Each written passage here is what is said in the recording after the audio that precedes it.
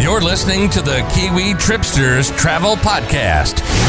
The inside word on all things travel. Buckle up as we explore New Zealand, take you abroad, dive into virtual travel, and inspire your bucket list with spectacular tips and tricks. We've got the world covered. Tune in on Apple's podcasts, Spotify, Stitcher, or iHeartRadio, and subscribe so you never miss an episode. Be sure to like and share our podcast so everyone can enjoy the inside word on all things travel. And now, here's your host from Christchurch, New Zealand, Mike Yardley and Chris Lynch. Welcome aboard to another edition of Kiwi Tripsters. I'm Chris Lynch. I'm Mike Yardley. Thank you very much for joining us. And coming up, we will talk about the bucket list train excursions you need to experience in your life, and we'll do some more virtual travelling too.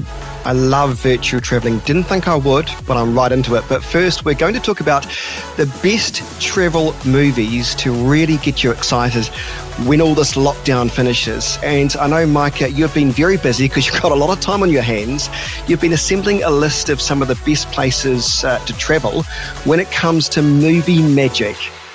Indeed, the movies that inspire you, and obviously it's no mean feat trying to assemble such a list because it's very subjective, but I reckon, Chris, you'd have to start with some of the classics, which in many respects first set fire to the travel world's imagination.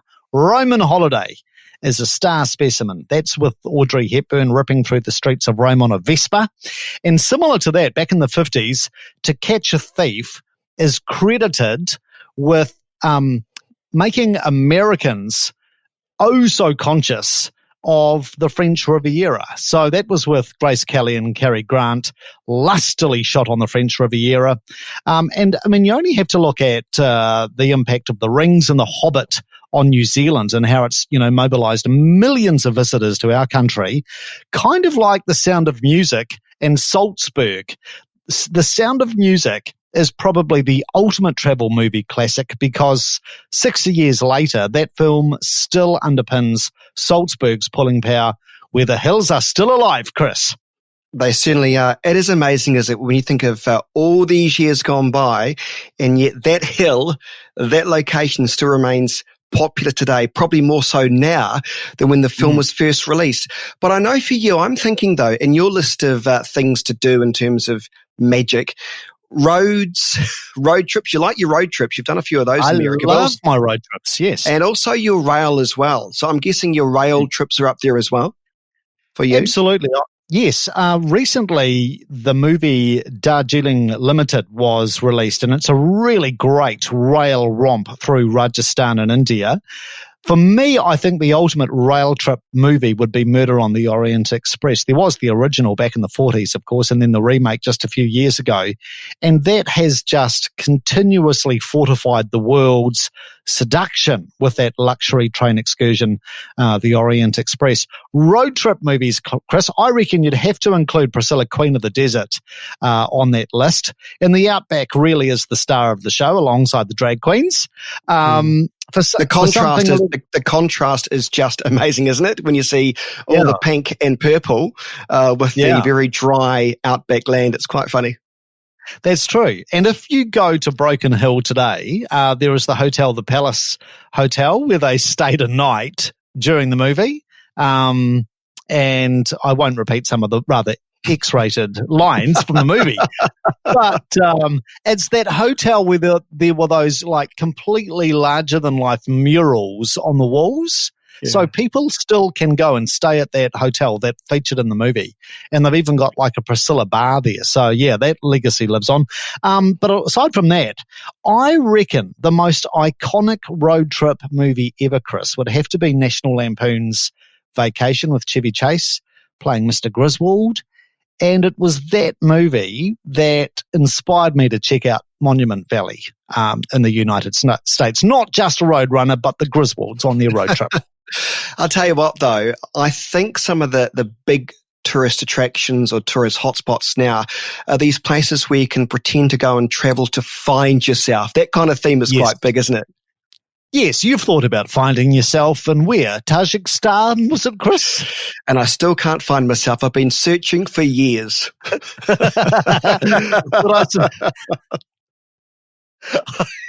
I suppose one of the ultimate find yourself travel movies would be Eat, Pray, Love.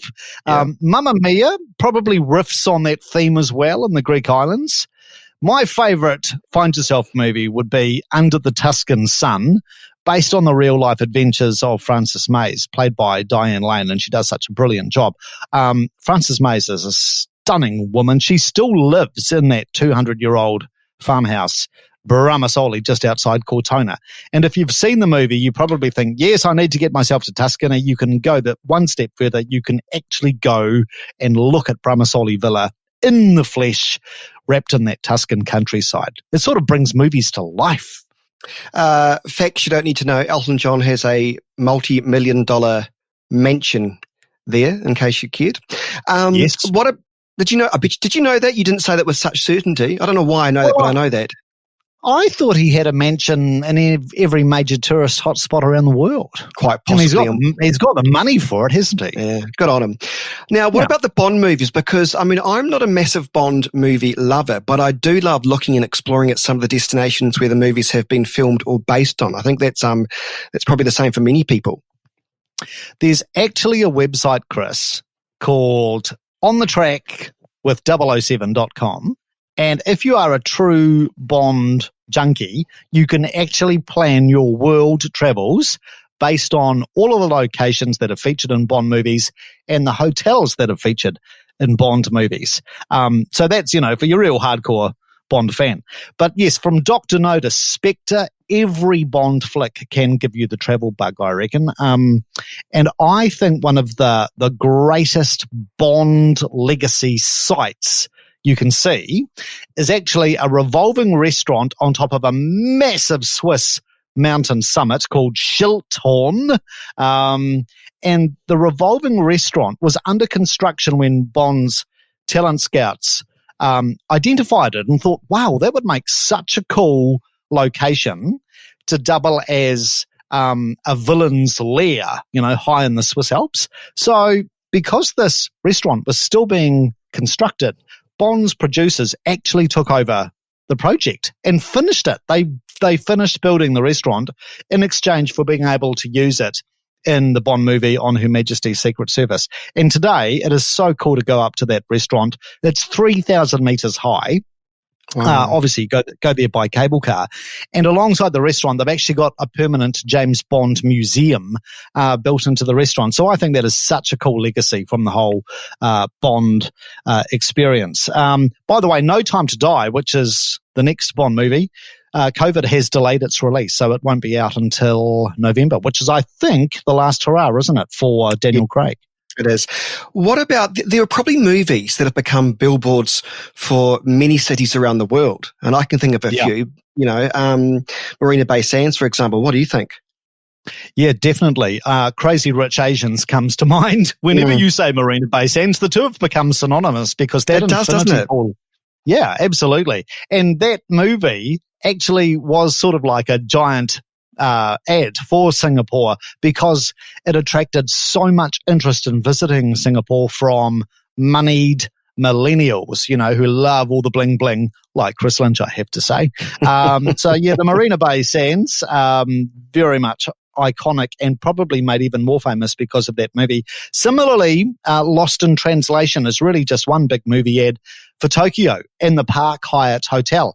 And Chris, I think you've been to some pretty special glamour puss hotels that, very much are sort of like movie stars in their own right. And I didn't even know that when I was staying in Bangkok, I stayed at the highest hotel in the city, right smack in the middle of downtown central Bangkok, Labuan State Tower. Had no idea that it was from the famous movie, what is it?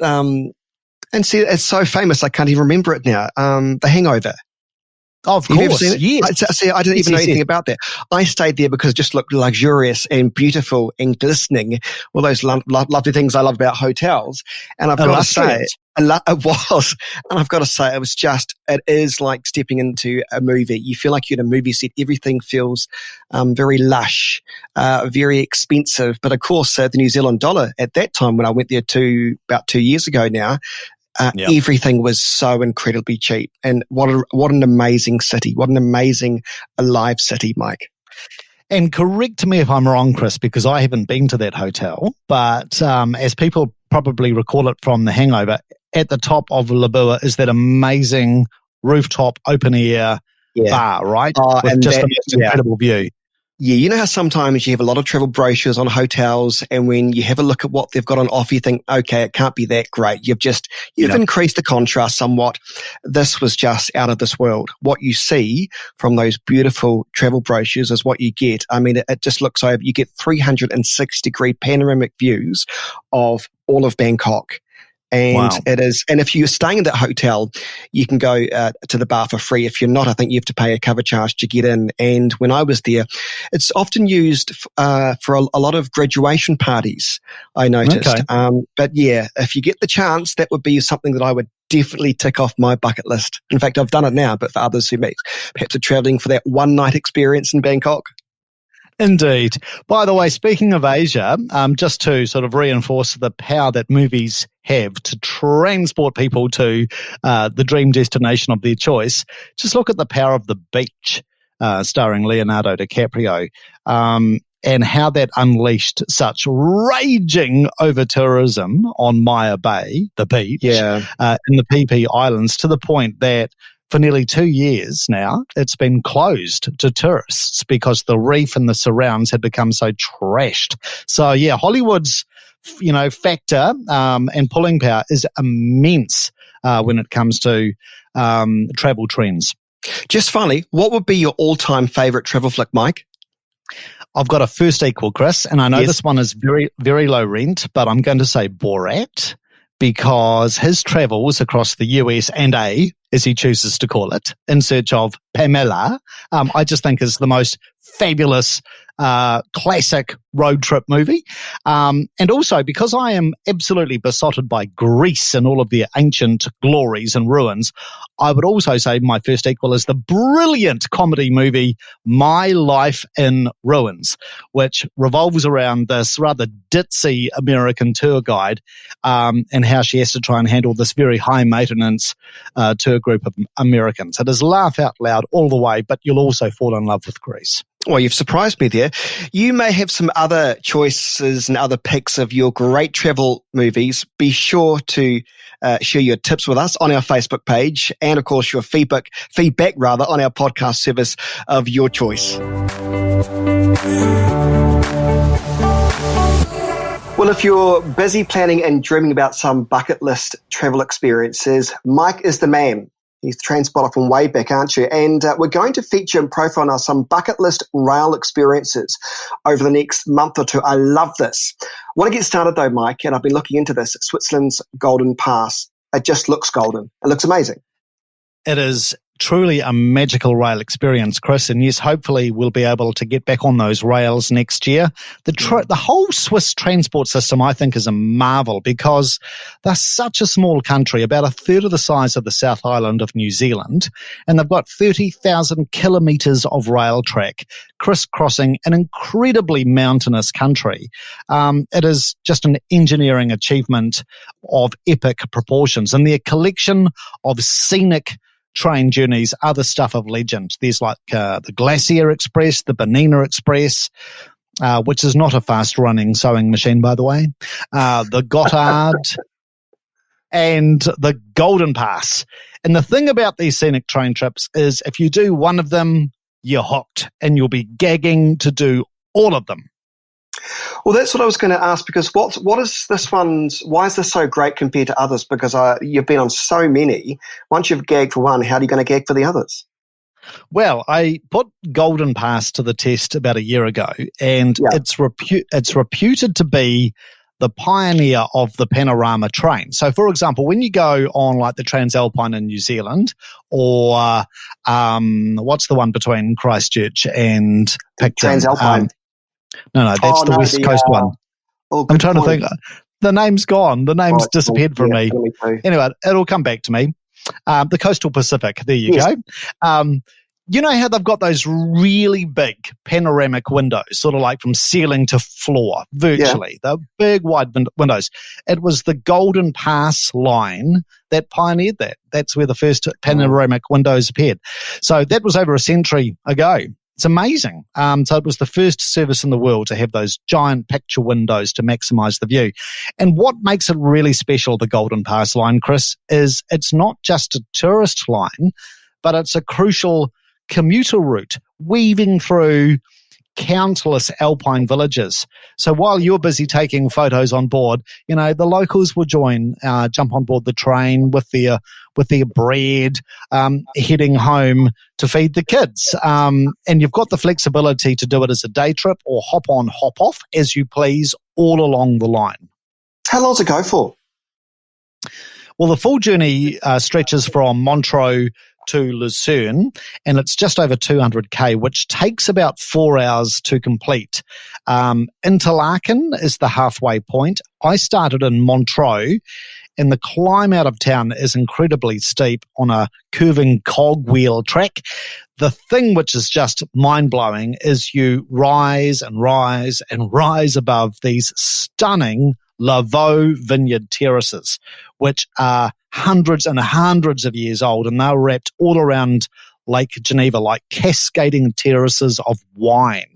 And then, boom, you then plunge into the alpine hinterland, vivid green valleys, soaring mountain ranges. You half expect Heidi to come skipping into view, Chris. Is Gstaad on the Golden Pass line?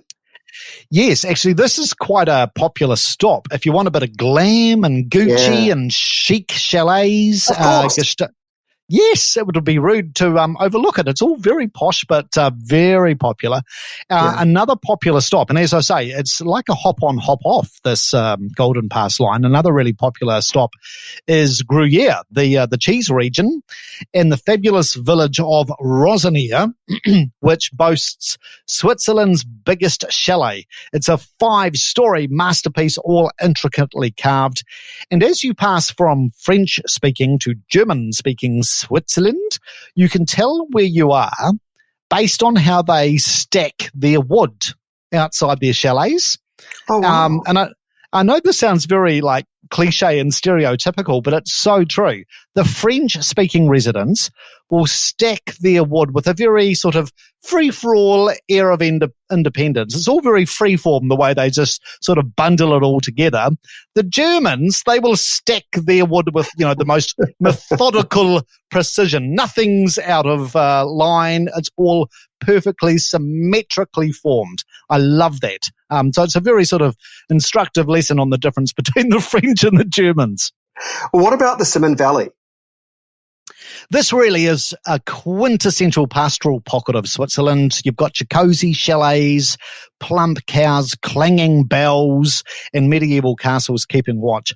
One of nature's own guards is this most amazing pyramid-shaped mountain called Niesen.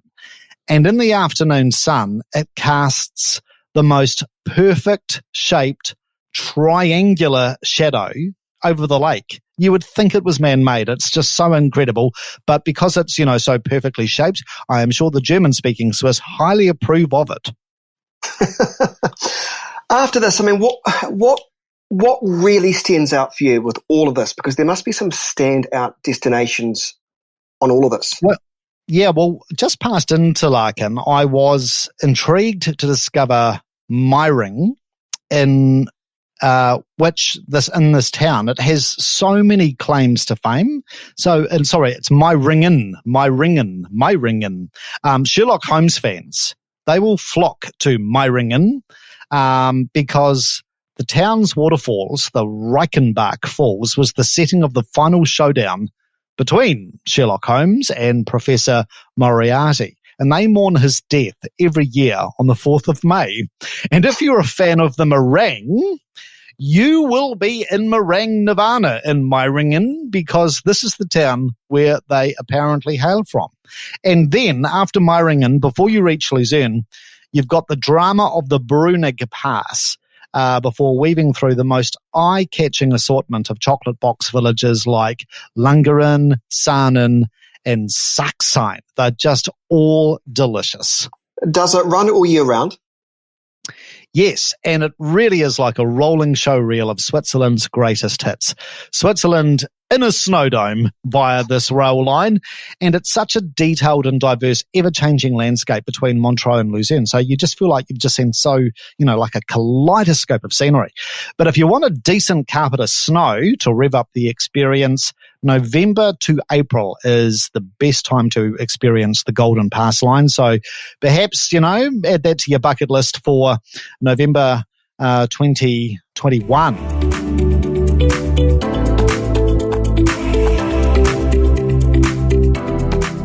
You're with Kiwi Tripsters. Let's head for the Americas now with some virtual encounters with their greatest national parks. I've been looking at these. You are going to love it. Mike, I know you're a huge fan of Utah's natural wonders, aren't you? Yes, indeed, Chris, and I'm sure many of us are itching to stretch the legs in the great outdoors beyond our own sort of local neighbourhoods in the coming weeks. So in that spirit, I thought we would go totally escapist with a virtual roam through some of North and South America's finest national parks. And based on what I've seen from the national parks, particularly in North America, Utah, I think, takes some beating. Now, you've got two options if you want to go virtual here: Google Arts and Culture and also the National Park Service. They have both developed some superb virtual tours. Bryce Canyon National Park is just so ethereal and whimsical, probably most famous for its crimson hoodoo rock formations. And hoodoos are sort of like these really slender stone stacked pinnacles. It's like something out of a Dr. Seuss book. Zion National Park is the other pin-up boy from Utah, and there it's all about vertical grandeur. And in fact, when the first Europeans arrived into sort of the bosom of Zion National Park, they were so in awe of its splendor and its vertical splendor, they actually named it Zion because that was the Old Testament name for Jerusalem. You are communing with gods in Zion. And there's an amazing VR touring option called the Angel's Landing e-hike. And it is so thrilling. It is the closest thing to being there, Chris. And that takes you up to that fabulous perch, that big lookout point of Angel's Landing, which gives you the best view of all across Zion National Park. Nothing wrong to being the next best thing to being there. Any note from the likes of the Grand Canyon? Because you've got a bit of I was shocked to hear this, but is it Google Street View is equally as good to some of these other virtual experiences you can have, Mike? Yeah, I think so, because Google have been quite clever with some of their offerings for national parks. So obviously there aren't streets, in the wilderness, but what they've done is they've basically taken that street view approach to some of the major walking trails. So if you follow the Bright Angel Trail around the south rim of the Grand Canyon, Google Street View Trek just gives you the most brilliant virtual experience of that trail, which does serve up the best views, I believe, of the Grand Canyon. You can see 40 layers of sedimentary rock on top of each other rising up from the Colorado River. Is quite extraordinary. And similarly, Yosemite National Park has some gripping VR experiences, including one which transports you to the rock face of El Capitan, where, along with other climbers, you virtually free climb the monolith, swing across the face to reach vertical cracks, and then catch your breath on that life-saving ledge, El Cap Tower. It is an amazing virtual reality experience.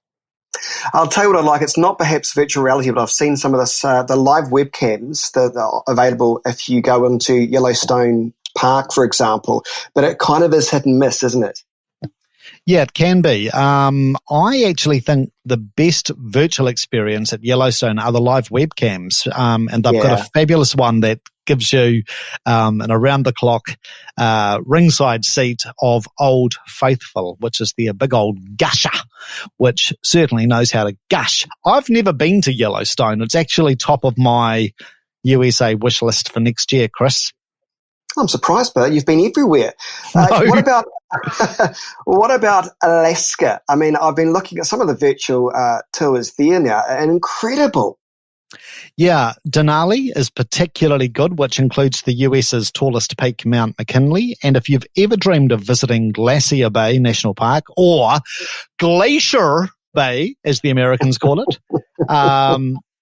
if you've been there and want to relive the wild splendor of that bay, the virtual tours do give you a really good sort of sentimental taste of being right up to the face of a carving glacier or glacier. The spring melt, obviously, is underway at the moment, being May. So the live cams are also really good at Glacier Bay National Park as those glacier faces just collapse into the water. Fabulous, very primal, Chris. Now, you were saying earlier on that we can check out sort of virtual tours or live experiences of Hawaii. I'm surprised by that because, I did the amazing volcanic tour that you can do on Big Island. It was just stunning. All I could see was the orange glow, sadly. Yes. But you reckon there's something there we can see almost like virtual reality experiences now. That sounds pretty exciting. Yeah, and they've been revving these up, the National Park Service, just in the last couple of months because of the whole COVID lockdown. So if you go to Hawaii Volcanoes National Park, you can get some great glimpses of Kilauea and some of its tributaries. For example, they've got a VR experience on the National Park Service website that takes you through Thurston Lava Tube. And this is basically a cave that gushes with lava flow when Kilauea is misbehaving. So you can sort of walk through where the lava gushes. On Maui, check out the live cam experience of sunrise on the summit of Haleakala, which is so high, the summit of this mountain, the cloud line is normally below you at dawn. So when the sun comes up, it's coming up above the clouds. You are looking down at the clouds and the sun greets you. That is very trippy. And I love how there is this commonality between Maori mythology and Hawaiian mythology because it was from Haleakala where Hawaiians believe Maui lassoed the sun to slow its movement so we could have more sunlight through the day. Very cool. Of course, it's all true. You're right about that. There are some beautiful myths and legends that can accompany you as you go about your tours, which I was lucky enough to do the Big Island tour. So make sure that's on your bucket list. You want to talk about some of the virtual tours you can do in South America. I mean, that's a huge region. So you better narrow something down for me, Mike. Well, there are so many possibilities, Chris. I'm not going to talk about the Amazon because we're probably best to do that as a standalone sometime, but just two... 3-part miniseries. Exactly. Just two little samplers from South America. Climate change may be menacing many of our glaciers, but in Patagonia, right down south, Glaciares National Park is home to the colossal Perito Moreno Glacier, and this glacier is continuing to grow. She is a whopper, 160 kilometers long, and she's growing every year. So there is a really immersive VR experience you can take walking on top of this glacier. And then not too far away, I'm a huge fan of Iguazu Falls National Park, which straddles the Brazil-Argentina border. I know we've talked about Iguazu Falls before on Kiwi Tripsters. And from above, the drone tours are particularly instructive in just showcasing the immensity of Iguazu Falls National Park and those 250 waterfalls ferociously plunging over the cliffs into the chasm. It's like bloodless violence, Chris. Okay. Hey, by the way, yes, I was going to say, by the way, we do have a companion story about the various website links to these virtual tours available on fortheloveoftravel.net.nz.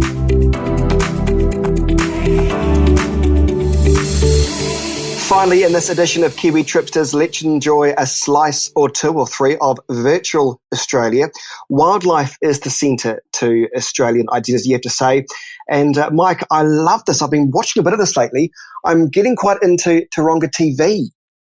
It's been an absolute smash hit in the last month or so, Chris. Yes, the Century-Old Zoo in Sydney, which is revered as a conservation world leader. They have launched this free and live streaming channel on their website, and they've got a daily schedule of keepers' talks and shows and live animal streams, lots of behind-the-scenes stuff.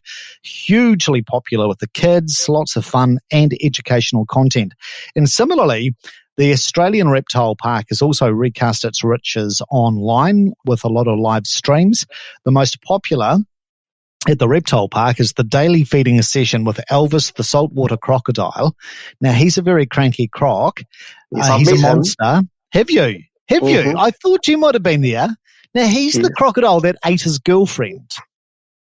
Yes, that's right. So, he didn't.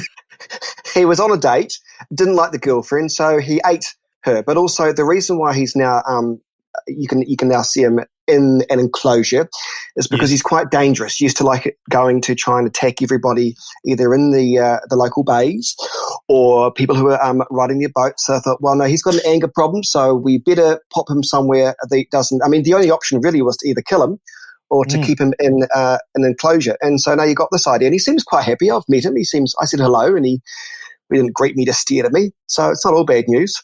He didn't have a nibble. No. In fact, I thought it was a prop because he almost looks a bit fake. But no, Elvis is alive. He's alive. He's, yes, but perhaps angry.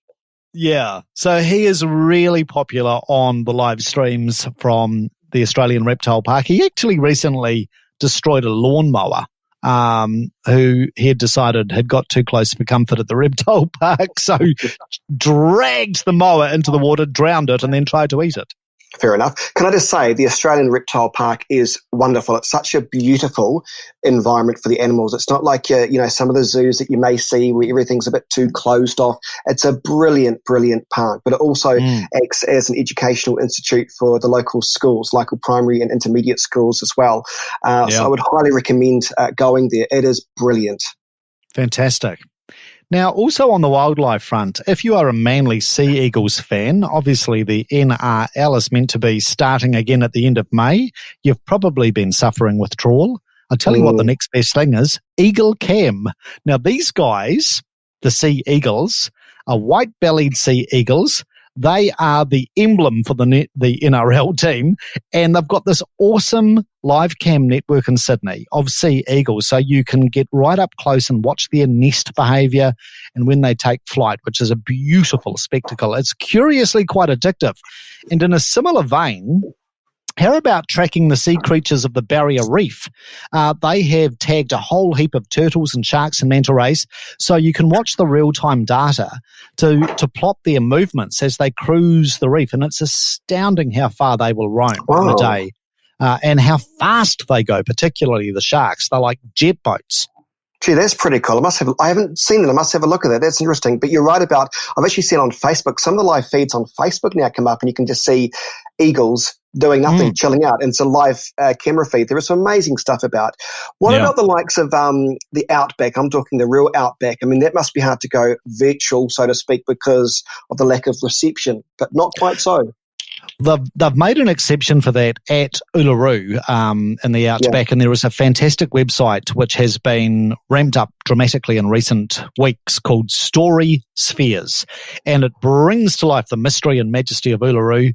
It's all very immersive, fully narrated, and what they've done it so well. It's like as you watch it, you've got your own personal Aboriginal guide leading you around the base of Uluru and also at Katajuta National Park, which is nearby. And I was there a decade ago in person, but I actually think I learnt more from doing the virtual tour. It is just so well crafted. There you go. Tasmania's top museum too, Mona. That always dares to be different, doesn't it? They have got so many oddities and weird curiosities at Mona. Yeah, absolutely. And they've gone virtual with a lot of their eccentric exhibits, including a live stream of this fella called Tim Steiner. And he sits around Mona's galleries for about 6 hours a day. The reason being, he is a live art exhibit, and he has been for the past 10 years. He's got the most elaborate full-length back tattoo, which was bought by a German art collector. So he's sort of like a human canvas.